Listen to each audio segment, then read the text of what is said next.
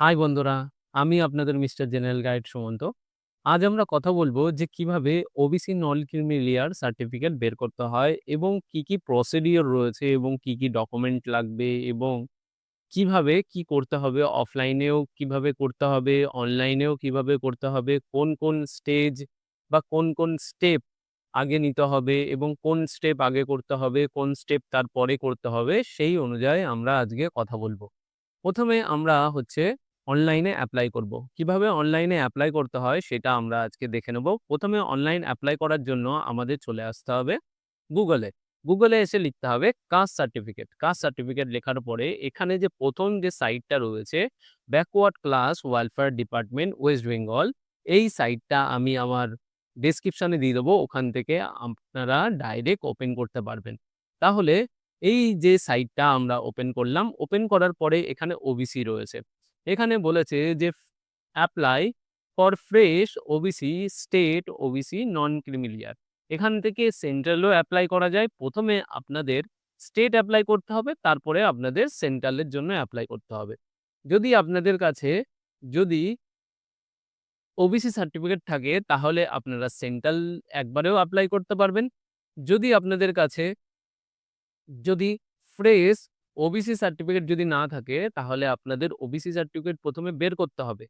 তারপরেই আপনারা central OBC নন creamy layer certificate বের করতে পারবেন। তাহলে আমরা আজকে স্টেট সার্টিফিকেট, ওবিসি সার্টিফিকেট কিভাবে বের করতে হয় ১ম এ আমরা দেখে নিই। তাহলে সেই দেখার জন্য আপনাদের এখানে ক্লিক করতে হবে apply for fresh OBC and state OBC non creamy layer, এই অপশনটাতে আপনারা ক্লিক করবেন। ক্লিক করার পরে একটা নতুন পেজ ওপেন হয়ে যাবে। এই যে এই পেজটা দেখছেন, এই পেজটা আপনাদের এখন ফিল আপ করতে হবে। এই পেজটা ফিল আপ করার জন্য এখানে বলেছে, "do you have any digitalised caste certificate?" যদি হ্যাঁ, এইটা ইয়েস করবেন।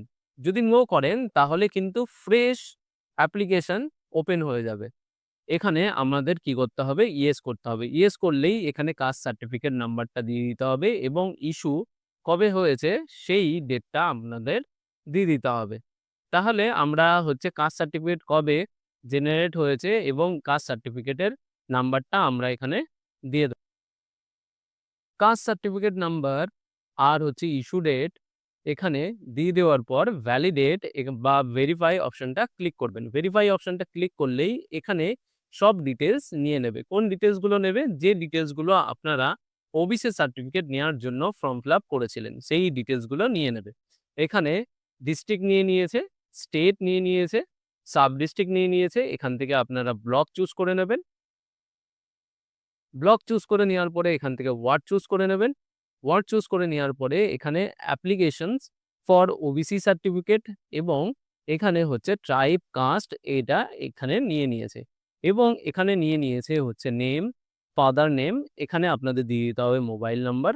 মোবাইল নাম্বার দিয়ে দেবেন। মোবাইল নাম্বার দেওয়ার পরে এখানে আপনাদের ইমেল অ্যাড্রেসটা দিয়ে দেবেন।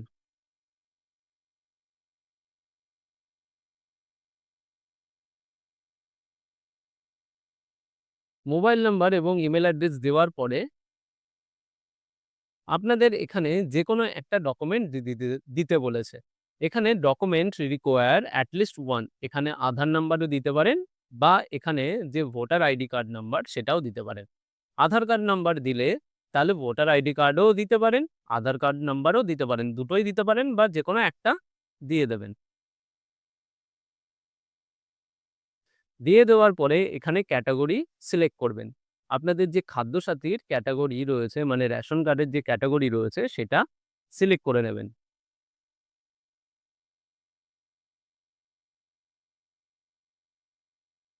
সিলেক্ট করে নেওয়ার পরে এখানে ডেট অফ বার্থটা সিলেক্ট করতে হবে। ডেট অফ বার্থটা আপনারা সিলেক্ট করে নেবেন। আপনাদের যে ডেট অফ বার্থ রয়েছে,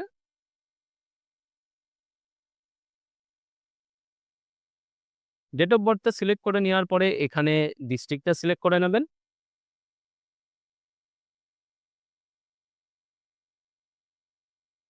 তারপরে পুলিশ স্টেশনটা সিলেক্ট করে নেবেন।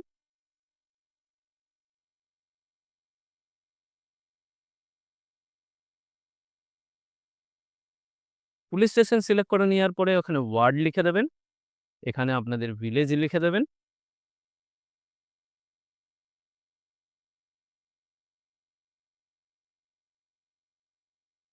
লিখে দেওয়ার পরে এখানে পোস্ট অফিস লিখে দেবেন।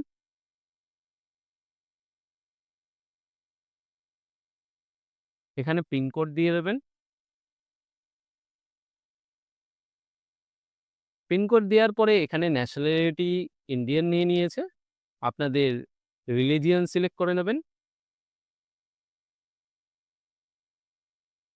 এবং জেন্ডার সিলেক্ট করে নেবেন। এখানে বলেছে যে ইনকাম সার্টিফিকেটটা এবারে দেখতে কেমন হয় আমরা দেখে নিই। ইনকাম সার্টিফিকেট দেখতে এরকম টাইপের হয়। এই ইনকাম সার্টিফিকেটটা আপনাদের আপলোড করতে হবে। এই ইনকাম সার্টিফিকেটটা কোথা থেকে পাবেন? ই-ডিস্ট্রিক্ট থেকে পাবেন। কোথা থেকে পাবেন? ই-ডিস্ট্রিক্ট। তাহলে ই-ডিস্ট্রিক্টে আপনাদের কিভাবে এপ্লাই করতে হবে, এই যে ভিডিওটা রয়েছে, এই ভিডিওটা আমার চ্যানেলে রয়েছে। আমি এই ভিডিওটা আমার ডেসক্রিপশনে দিয়ে দেবো। ওখান থেকে আপনারা দেখতে পারবেন যে কিভাবে ই-ডিস্ট্রিক্ট থেকে এপ্লাই করতে হয় ইনকাম সার্টিফিকেটের জন্য। মানে হচ্ছে আপনাদের হেড অফ দ্য ফ্যামিলির কিভাবে এপ্লাই করবেন ইনকাম সার্টিফিকেট। তাহলে আমি একটু বলে দিই যে ইনকাম সার্টিফিকেট এপ্লাই করার জন্য প্রথমে আপনাদের যে লোকাল রিপ্রেজেন্টেটিভ রয়েছে, যেমন এমএলএ বা হচ্ছে কাউন্সিলর বা গ্রাম পঞ্চায়েত, ওনাদের কাছ দিয়ে একটা ইনকাম সার্টিফিকেট নেবেন। নিয়ে আপনারা চলে যাবেন বিডিও। যদি আপনাদের পঞ্চায়েত হয় তাহলে বিডিওতে চলে যাবেন। যদি আপনাদের মিউনিসিপ্যালিটি কর্পোরেশন হয় তাহলে আপনাদের কর্পোরেশনে যেতে হবে বা মিউনিসিপ্যালিটিতে যেতে হবে। ওখানে ওই ইনকাম সার্টিফিকেট এবং আপনার হেড অফ দ্য ফ্যামিলির যে আধার কার্ড রয়েছে সেইটার জেরক্স আপনারা দেবেন এবং এই যে প্রোফার্মাটা রয়েছে এই প্রোফার্মাটাতে ফিল করবেন। ফিল করে জমা দেবেন। জমা দিলে ওনারা এইটা ফিল করে আপনাকে দিয়ে দেবে। সেইটা আপনারা ই-ডিস্ট্রিক্টে গিয়ে ফর্ম ফিল করবেন। ই-ডিস্ট্রিক্টে কিভাবে ফর্ম ফিল করা হয় সেটা আমি দেখিয়েছি। ওখান থেকে ১ বা ২ দিনের মধ্যে ইনকাম সার্টিফিকেটটা আপনারা পেয়ে যাবেন। পেয়ে গেলে আপনারা এখানে আপলোড করে দেবেন এবং এই যে ১৩ নম্বরে ১২ নম্বরে আপনারা আপলোড করে দেবেন এবং এখানে বলেছে ১৩ নম্বরে আপনারা কিভাবে এখানে আপলোড করবেন। এখানে ব্রাউজ অপশনটা ক্লিক করবেন। আপনাদের ছবিটা সিলেক্ট করবেন। সিলেক্ট করলে আপনাদের আপলোড হয়ে যাবে। হয়ে যাওয়ার পরে এখানে আপনাদের বলেছে যে প্যারেন্টস ডিটেইলস দিতে বলেছে। প্যারেন্টস সার্ভিস ডিটেইলস দিতে বলেছে।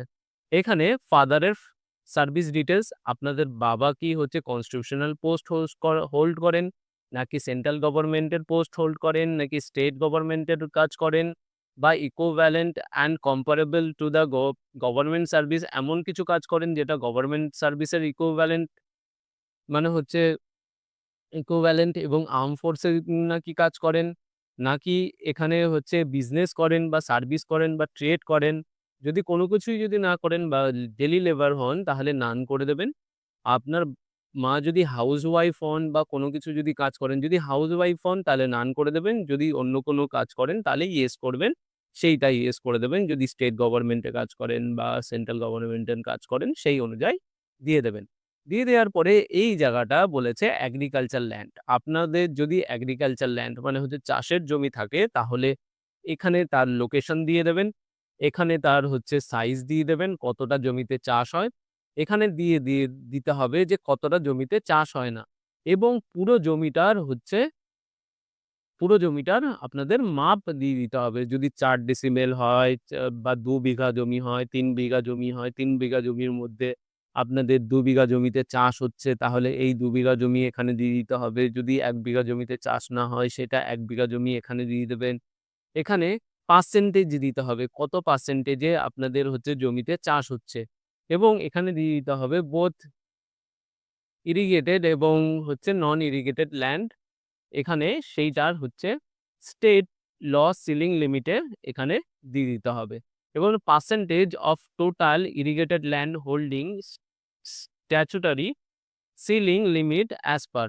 এখানে যে আপনাদের কতটা পার্সেন্টেজে হচ্ছে জমিতে চাষ হচ্ছে সেটা আপনাদের দিয়ে দিতে হবে এখানে। যদি এরিগেটেড ল্যান্ড যদি না থাকেন তাহলে এই জায়গাটা ফাঁকা রেখে দেবেন। মানে হচ্ছে যদি আপনাদের চাষের জমি যদি না থাকে তাহলে এই জায়গাটা আপনারা ফাঁকা রেখে দেবেন। ফাঁকা রেখে দেওয়ার পরে এখানে বলেছে যে ফাদারের ইনকাম দিতে বলেছে। ফাদারের ইনকাম আমরা দিয়ে দেব। ফাদারের ইনকাম আমাদের দিয়ে দিতে হবে। তাহলে ফাদার যদি এখানে বলেছে যে father excluded salary and agriculture land.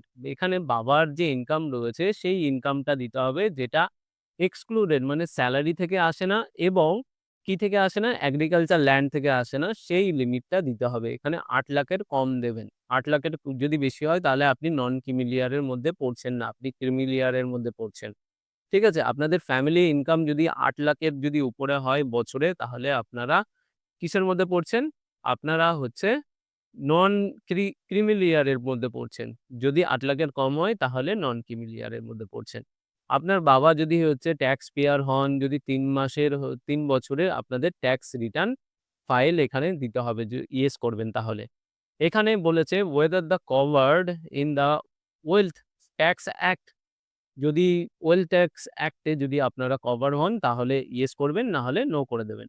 এখানে বাবার হচ্ছে ইনকাম দিয়ে দেবেন, অ্যানুয়াল ইনকাম দিয়ে দেবেন এবং মায়ের যদি হাউসওয়াইফ হন, যদি কোনো কিছু ইনকাম না করেন তাহলে 0 দিয়ে দেবেন। যদি কোনো ইনকাম করেন তাহলে এখানে সেই অ্যামাউন্টটা দিয়ে দেবেন। অ্যামাউন্টটা দেওয়ার পরে এখানে ক্যাপচারটা ফিল আপ করবেন। ক্যাপচারটা ফিল আপ করার পরেই এখানে সাবমিট অপশনটা ক্লিক করবেন। সাবমিট অপশনটা ক্লিক করার পরেই আপনাদের কাছে একটা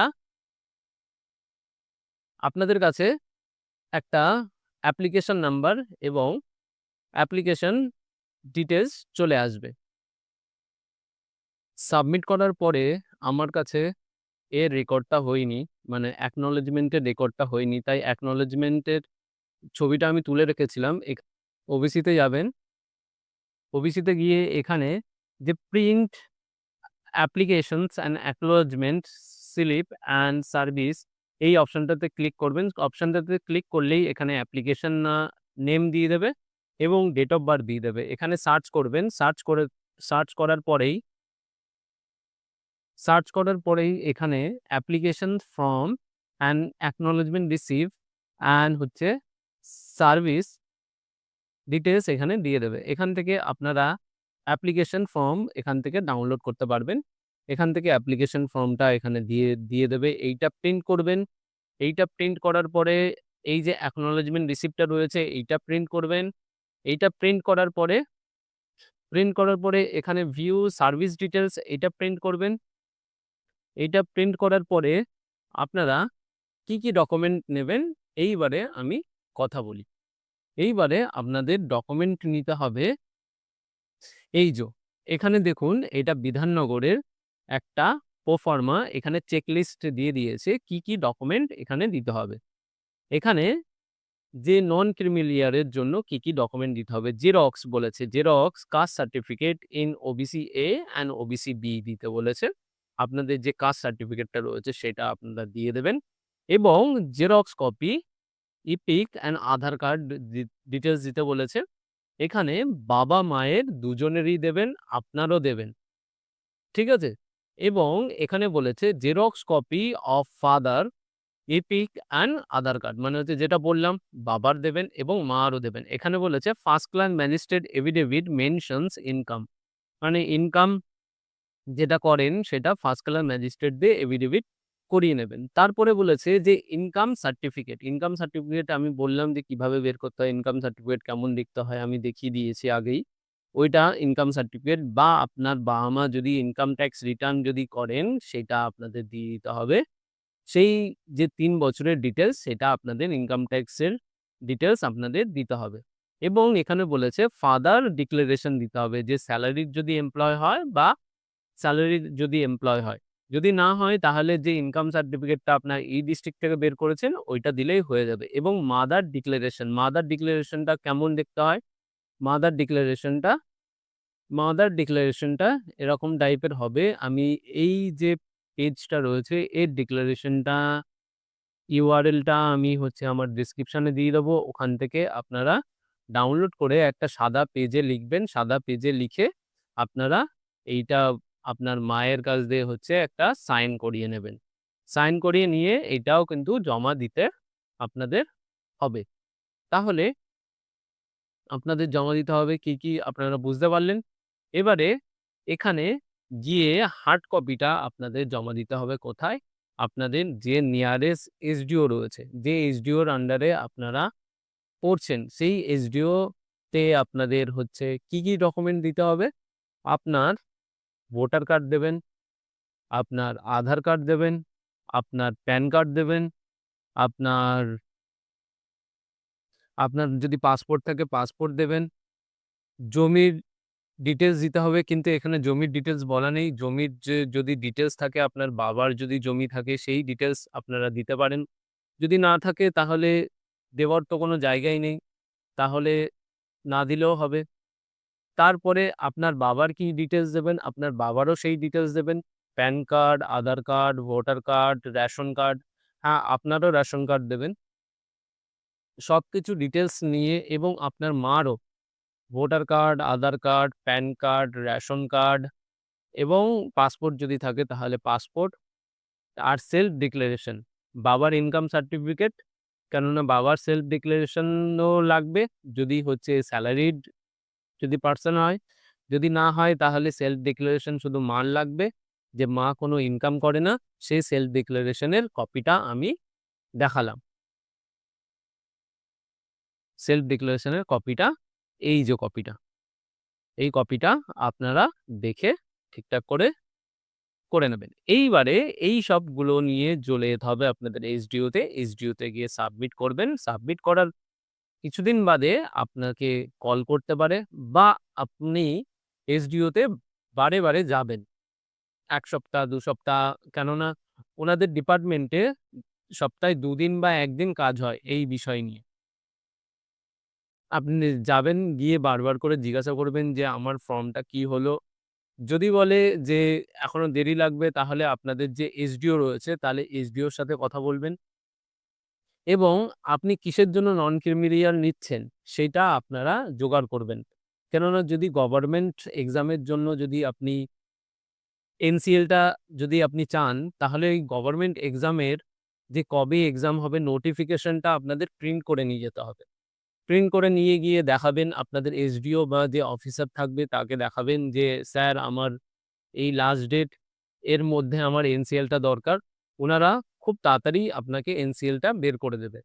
যদি না করতে চান তাহলে আপনি এসডিওর সাথে কথা বলবেন। এসডিও ভালো করে কথা বলবেন, এসডিও আপনাকে হেল্প করে দেবে যে আপনার এনসিএলটা খুব তাড়াতাড়ি বের করে দেবে।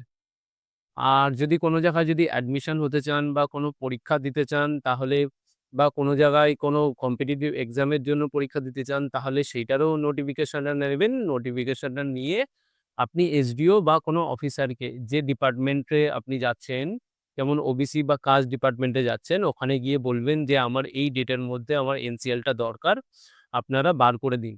যদি না বার করে দেয় তাহলে আপনি এসডিওতে কথা বলবেন, ওনারা করে দেবে।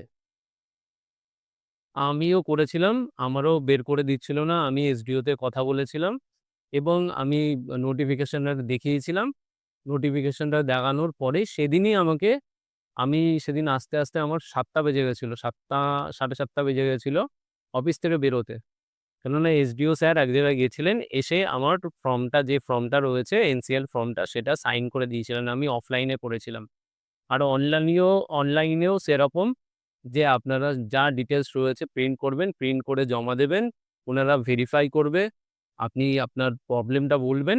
তারপরে উনারা সবকিছু করে দেবেন।